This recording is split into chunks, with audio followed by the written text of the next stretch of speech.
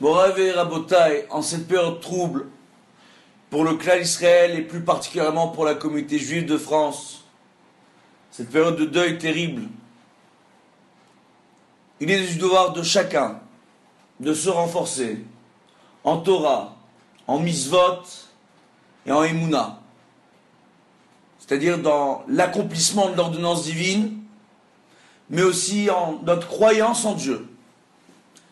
On va expliquer ça par rapport aux parachiotes, les séquences hebdomadaires qui viennent ponctuer nos Shabbatot à travers la terrible actualité que nous sommes en train de connaître à l'heure actuelle, qui est un tournant décisif, une fois de plus, dans l'histoire des Juifs de France.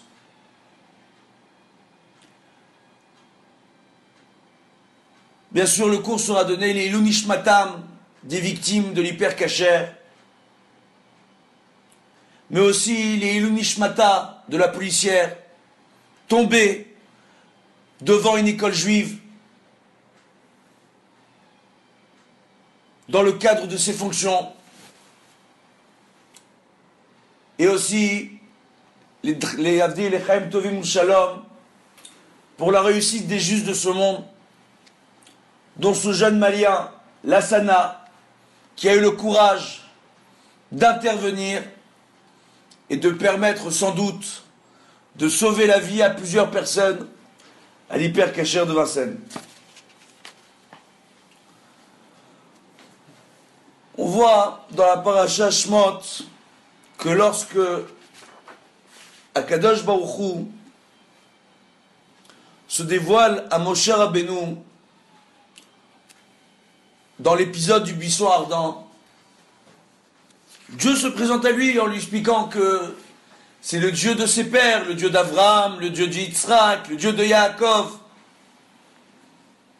et qu'il est tout à fait disposé, et qu'il vient se dévoiler à lui pour libérer son peuple du joug et de l'asservissement de Pharaon en Égypte.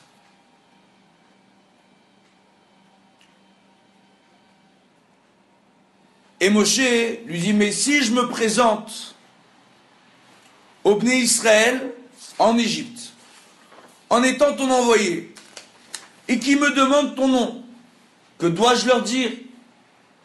Et là on voit, dans le Perek Gimel, Pasuk Yud Dalet, Akadosh Baruch Hu répond à Moshe, Eye, Asher, Eye, je serai celui qui sera.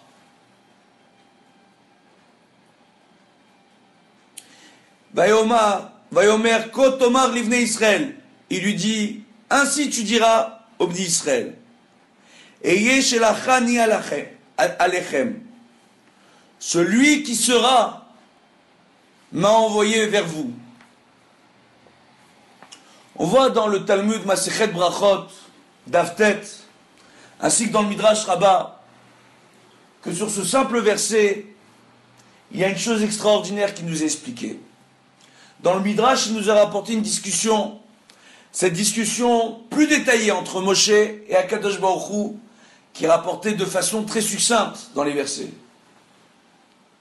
Moshe Rabbeinu, il comprend bien que quand Dieu lui dit « Je serai celui qui sera », Dieu faisait référence au Dieu tout-puissant qui a créé ce monde, qui était aux côtés de ses pères, Abraham, Yitzhak et Yaakov, tel qu'il s'est présenté à lui au départ.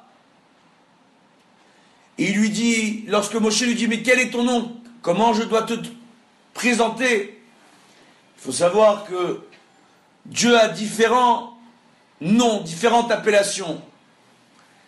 Et il s'est présenté à Abraham, Yitzhak et Yaakov sous le nom de Yud-Ke ou Elohim.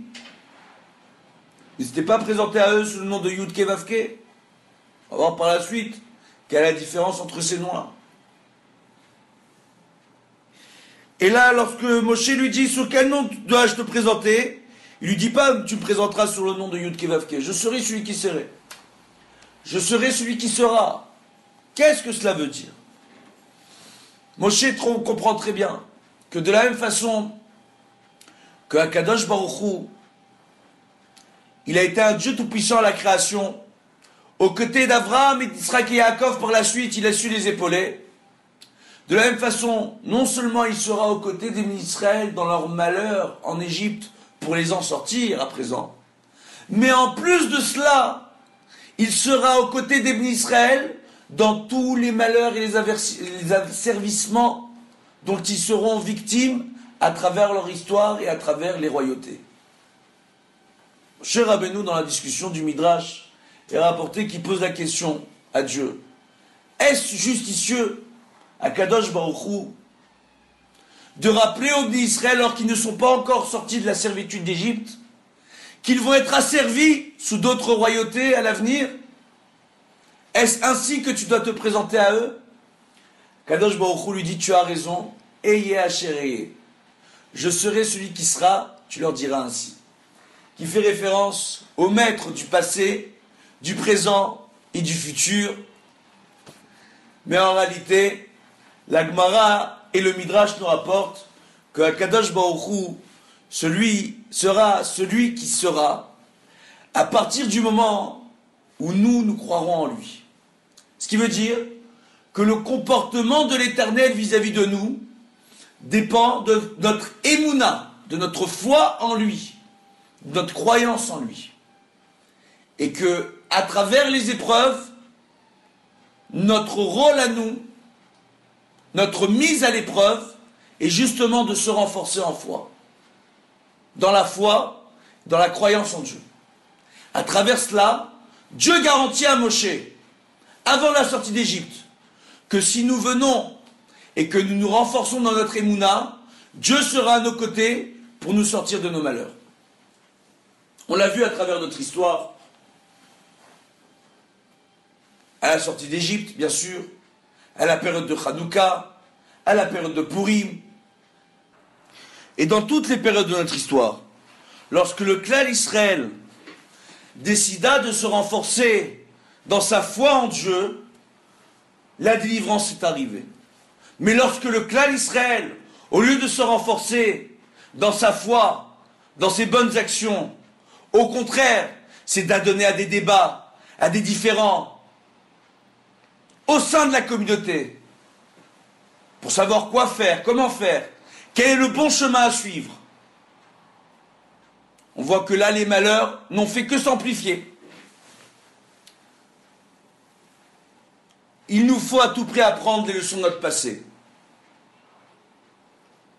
Simplement, pour rappeler un petit point de l'histoire, un point obscur de l'histoire juive, dont on ne parle pas assez, lorsque les Cosaques décidèrent d'envahir la Pologne.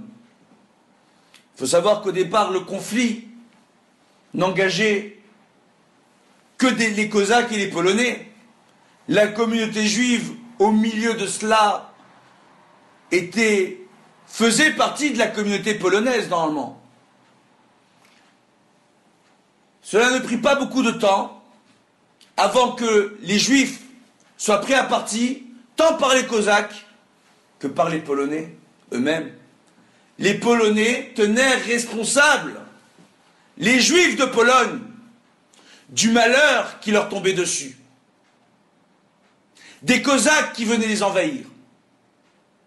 Et eux aussi maltraitèrent les Juifs. Aujourd'hui, il faut savoir qu'en France, on voit malheureusement la communauté juive aux premières loges des actualités, où encore une fois, nos ennemis vont dire, ah, lorsque l'on vient et qu'on frappe un juif, on en parle du matin jusqu'au soir. Ce qui est faux. Ce qui est faux. Lors de l'attentat de Toulouse, il ne me semble pas, il y a de ça que 3 ans, il ne me semble pas qu'on ait vu autant de gens dans les rues de Paris. Lorsque un adolescent s'est fait défigurer pour avoir commis le seul crime d'être juif, il y a de ça moins d'1 an à Créteil, on n'en a pas autant parlé, personne n'a manifesté dans les rues de Paris.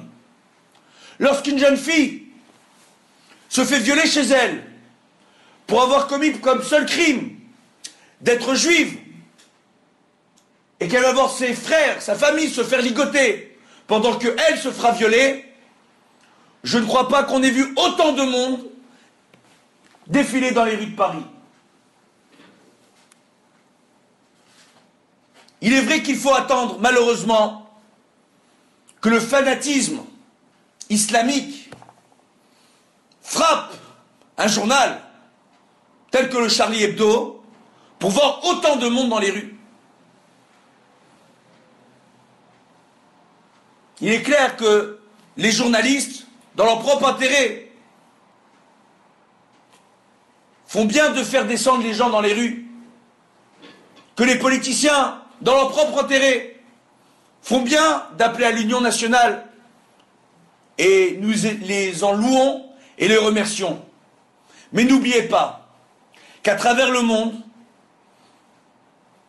dès maintenant, parce que la France se met aux côtés des Juifs, qui sont des citoyens français à part entière, qui ont été victimes d'un attentat, et fait l'amalgame entre l'attentat de Charlie Hebdo et la communauté juive, eh bien nos ennemis font l'amalgame. Et aujourd'hui, à travers les pays musulmans, on crie et on appelle à massacrer la France et les Juifs. Donc cela ne prendra pas beaucoup de temps avant que la France elle-même et que les Français eux-mêmes tiennent pour responsables les Juifs de l'inimité dont ils seront victimes face à la communauté islamique et non musulmane. Et je devrais dire la communauté islamiste et non musulmane.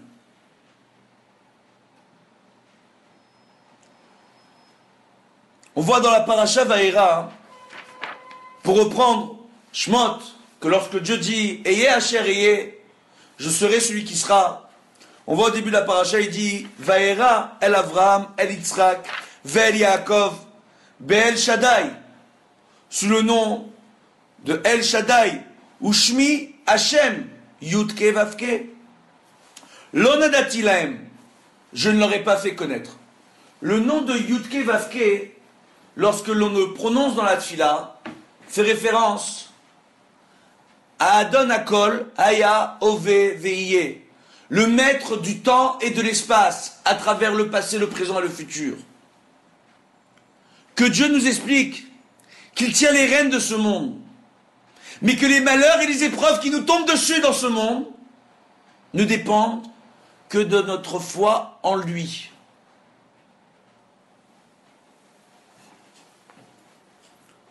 On voit qu'avec les avancées scientifiques, beaucoup de gens dans la communauté internationale sont appelés à remettre en question l'existence même de Dieu aujourd'hui,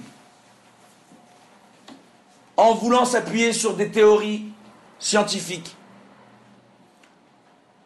On voit que cela engendre chez beaucoup de personnes des doutes quant à l'existence même de Dieu, la véracité de son enseignement.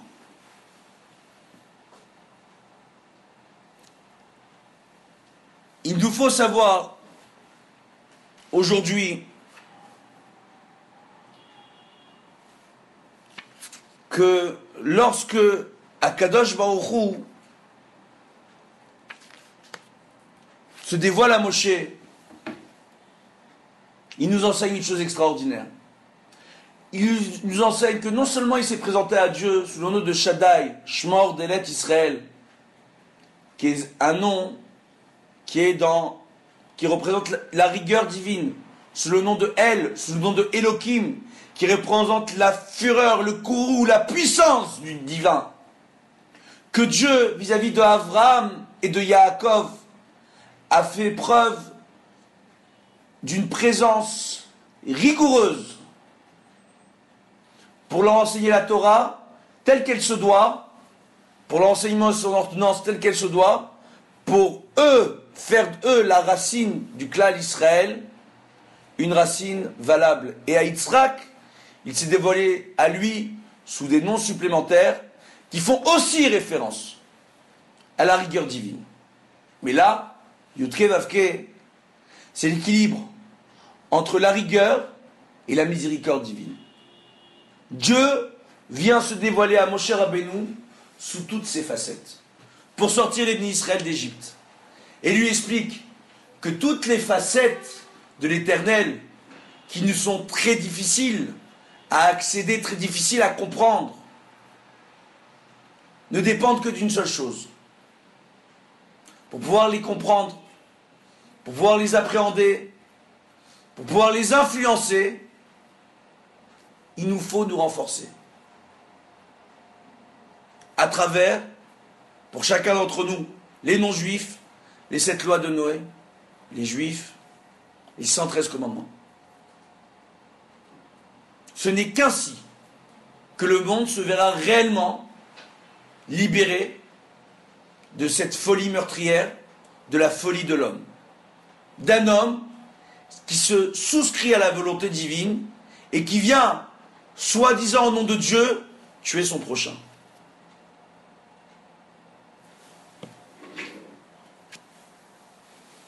Il faut savoir que lorsque Moshe Rabbeinu est appelé à se présenter devant Paro, il vient et dit à l'Éternel, Akadosh Baruch Hu, Ni'arel Sfatayn, j'ai été privé de mes lèvres. Je n'ai pas de lèvres.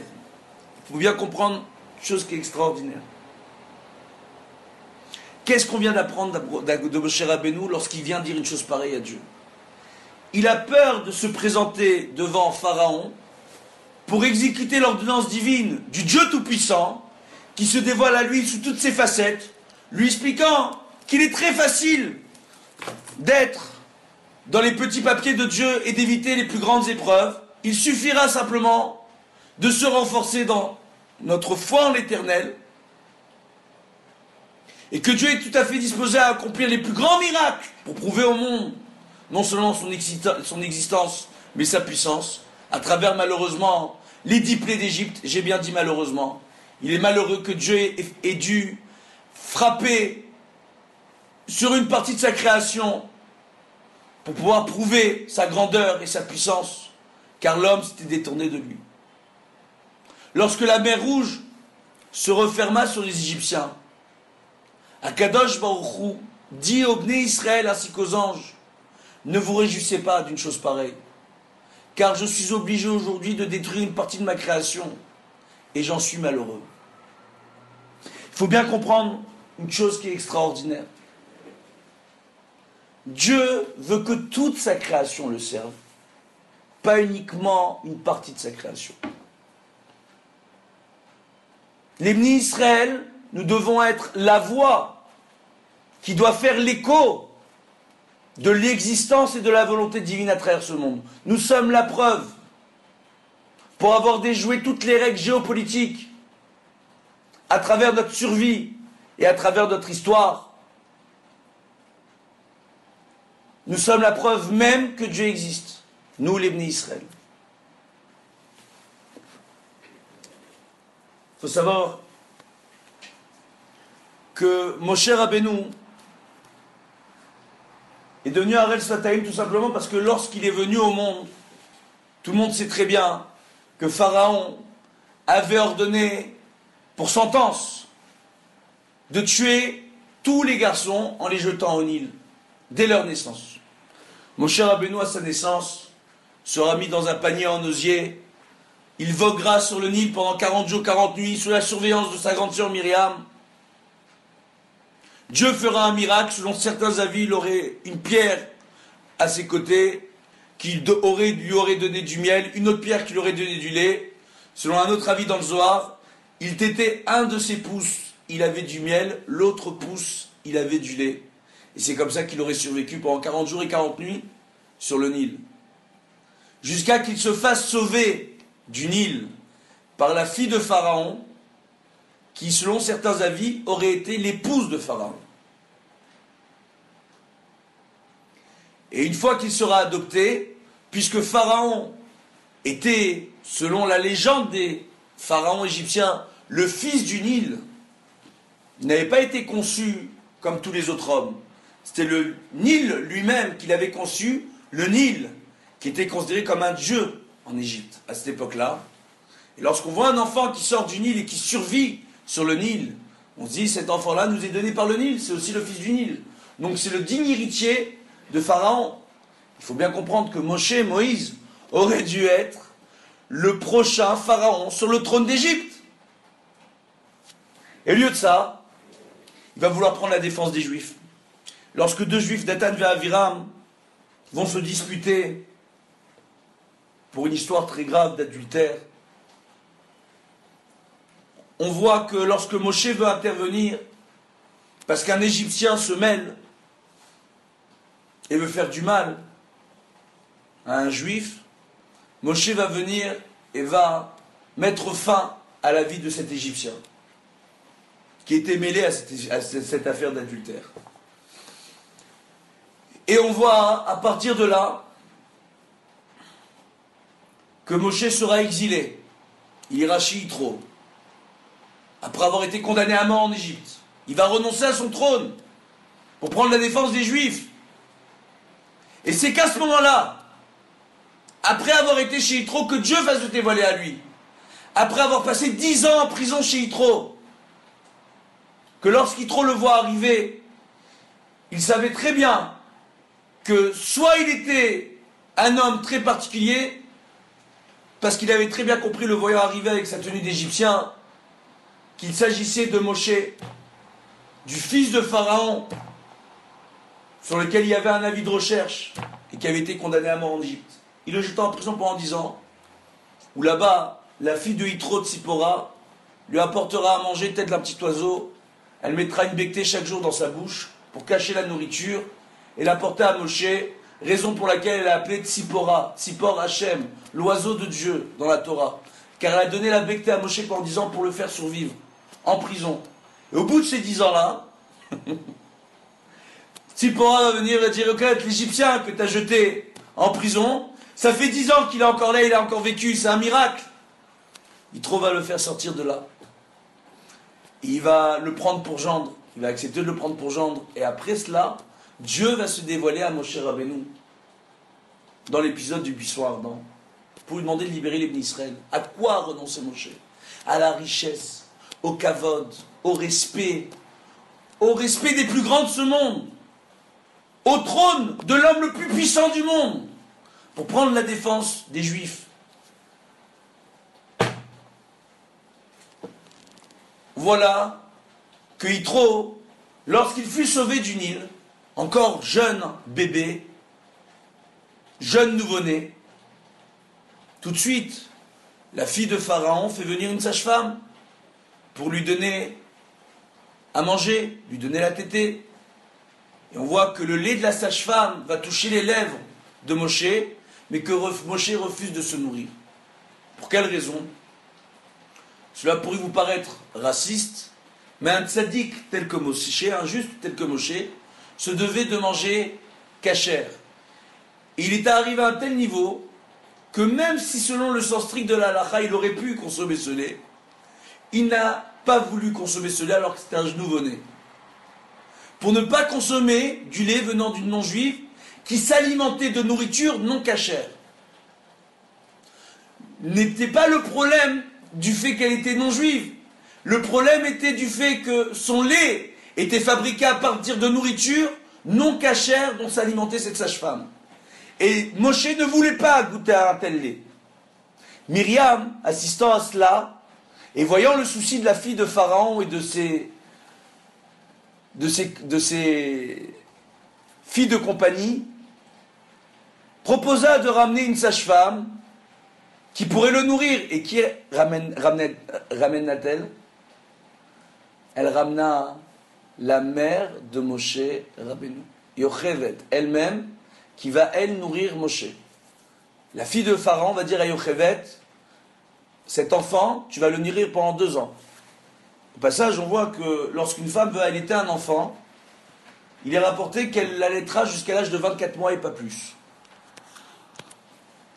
Jusqu'à l'âge de 2 ans. Il sera bon de l'allaiter jusqu'à l'âge de 2 ans, et pas plus. Et qu'il est bon de pouvoir l'allaiter jusqu'à l'âge de 2 ans. Elle lui dit donc tu le prendras chez toi pendant 2 ans, et lorsque cet enfant aura 2 ans, tu me le ramèneras dans le palais royal. Lorsque Moshe fut reconfié entre les mains de sa mère Yochevet, tout le monde comprenait à ce moment-là qu'il s'agissait d'un enfant très particulier. Mais Yochevet elle-même, voyant son fils lui revenir dans ses bras, alors qu'elle avait abandonné sur les rives du Nil pour le sauver, elle comprit là qu'il y avait une très grande ashgara pratique, qu'il y avait une très grande volonté divine, une très grande protection divine autour de son enfant. Durant les 2 premières années de sa vie, Moshe va grandir dans la maison de ses parents. Par la suite, lorsqu'il sera remis dans le palais de Pharaon, à la fille de Pharaon, on verra que Moshe aura besoin d'un précepteur. Qui sera choisi comme précepteur pour Moshe? Un des hommes les plus sages d'Égypte, qui était le grand juge rabbinique des Juifs, Amram, le père de Moshe Rabbeinu lui-même, fut celui qui fit l'enseignement, la lecture, des sciences et de tout ce que se devait de savoir un prince d'Égypte.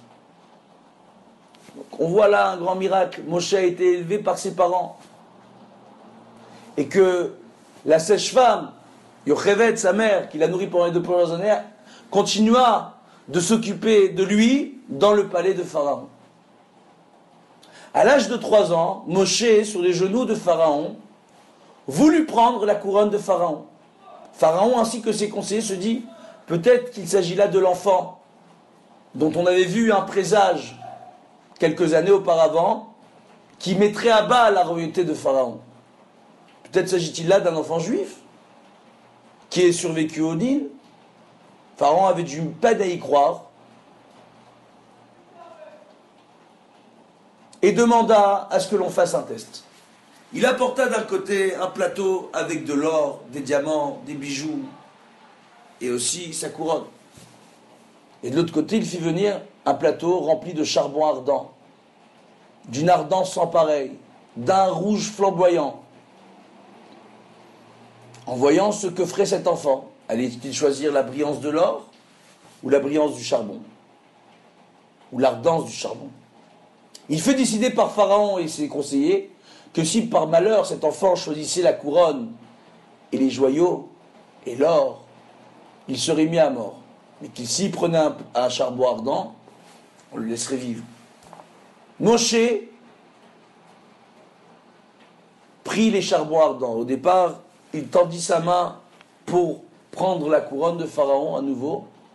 Il est rapporté dans le Midrash, de façon poétique, qu'un ange serait venu et aurait détourné la main de Moshe vers les charbons ardents. Moshe se brûla donc la main, mais non seulement prit le charbon, mais le porta à ses lèvres, et se brûla les lèvres.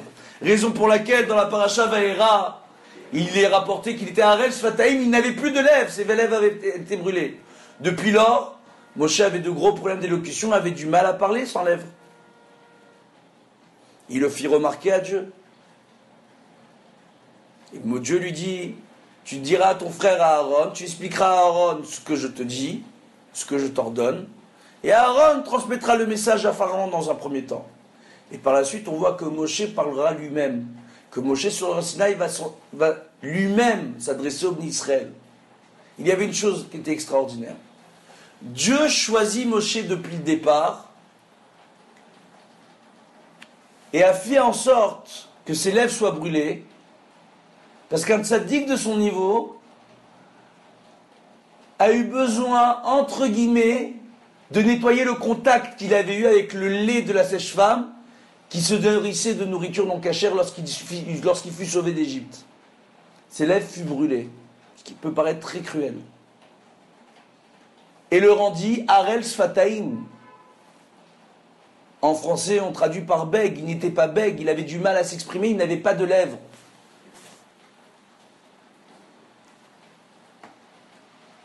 Ses lèvres avaient été tranchées par la chaleur des charbons ardents, arrachées par la chaleur. Et fit de Moshe un homme qui avait des problèmes d'élocution. Et en cela, Dieu vient et dit à Moshe, c'est pour cela que je t'ai choisi. Ce qui est rapporté dans le Zohar.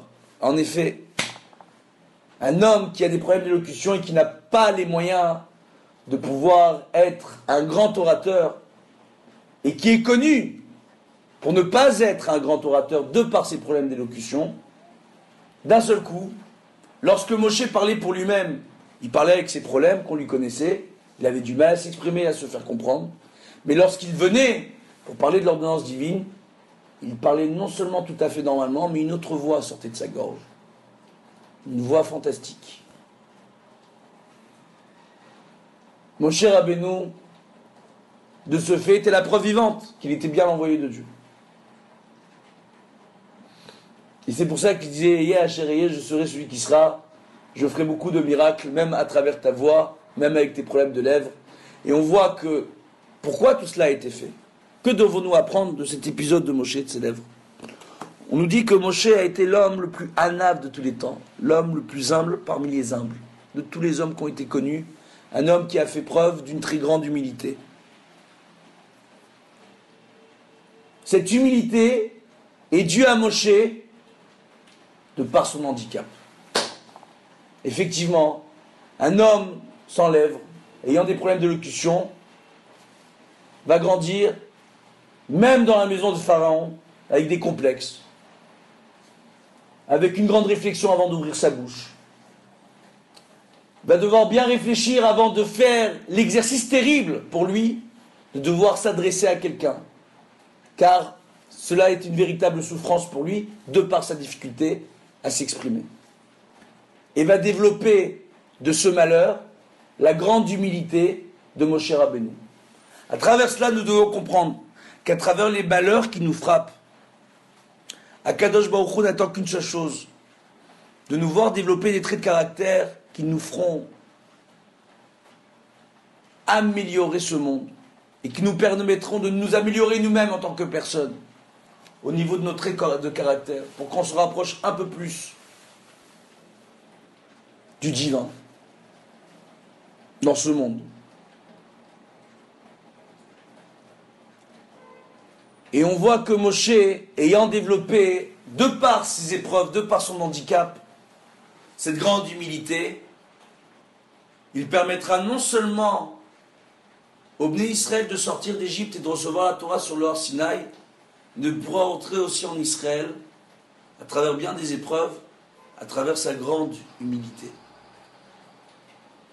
De là, nous devons comprendre, et je le redis encore une fois, qu'à travers nos épreuves, qui sont, bien sûr, nos épreuves, nos handicaps, nos manques, qui sont bien sûr interprétés dans ce monde de façon négative, nous devons pouvoir en faire un potentiel positif pour transformer le négatif en positif, pour faire de nos faiblesses, de nos manques, une richesse, pour faire de nos manques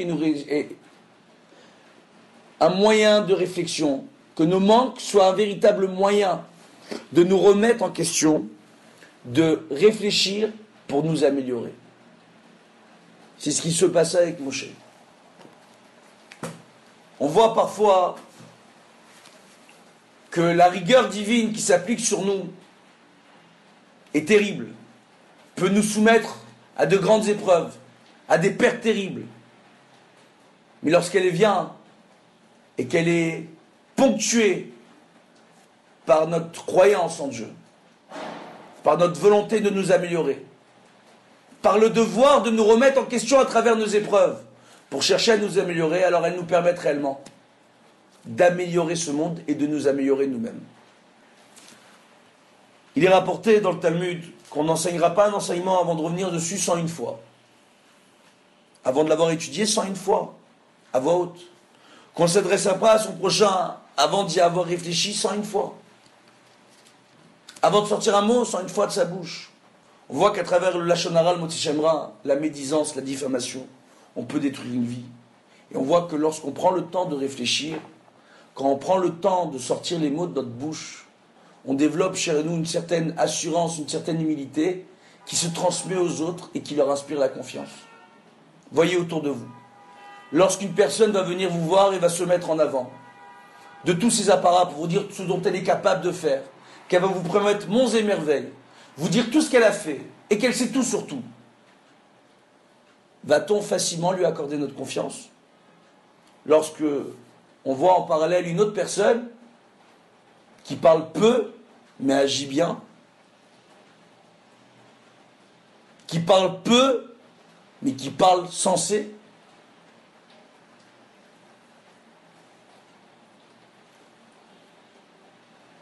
Il est rapporté dans Pirkei Avot, Shtika Seyag Lechorma, que ce qui délimite l'intelligence de l'homme, c'est son silence.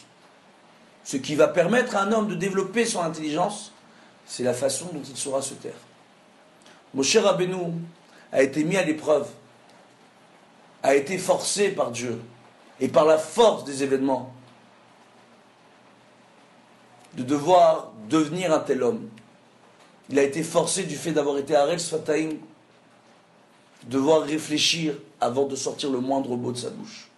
Ce qui lui permet de développer les traits de caractère qu'il a développés pour être le digne envoyé de Dieu pour sortir les Juifs d'Égypte. Be'ezrat Hashem, que chacun d'entre nous ait le mérite de comprendre l'importance de cet enseignement, l'importance à l'heure actuelle de notre renforcement en notre foi en l'Éternel. Et qu'il est combien important pour chacun d'entre nous de se renforcer, de prendre chacun sur soi une petite misva, les nishmatam de toutes les victimes à travers l'histoire de ce monde, toutes les victimes d'attentats pour l'évasion de leur âme, et plus particulièrement pour les 4 dernières victimes de l'hypercacher de Vincennes. Be'ezrat Hashem, en espérant que tous ensemble, très bientôt, on soit réunis en Israël, car il est clair qu'à l'heure actuelle, comme je l'ai toujours dit depuis des années, l'endroit le plus sûr pour nous, juifs de ce monde, n'est autre que la terre de nos pères. Sur la terre d'Israël, nous devons nous tenir. Il est clair qu'à ce jour, il est recommandé à chaque juif, à travers ce monde, de se préparer à monter en Israël le plus rapidement possible pour être préservé dans ce monde des malheurs et de la folie des hommes. Be'ezrat Hashem, que Dieu fasse que nous puissions tous ensemble nous retrouver sur la terre de nos pères en Israël, tous ensemble, à pouvoir chanter et danser autour d'Akadosh Baruch Hu, dans sa demeure au Beth Amikdash, pour célébrer tous ensemble la délivrance de ce monde pour l'ensemble de l'humanité, pour qu'on soit enfin libérés de la folie meurtrière de l'homme. Amen, Keni Ratson, Shabbat Shalom Lekulam.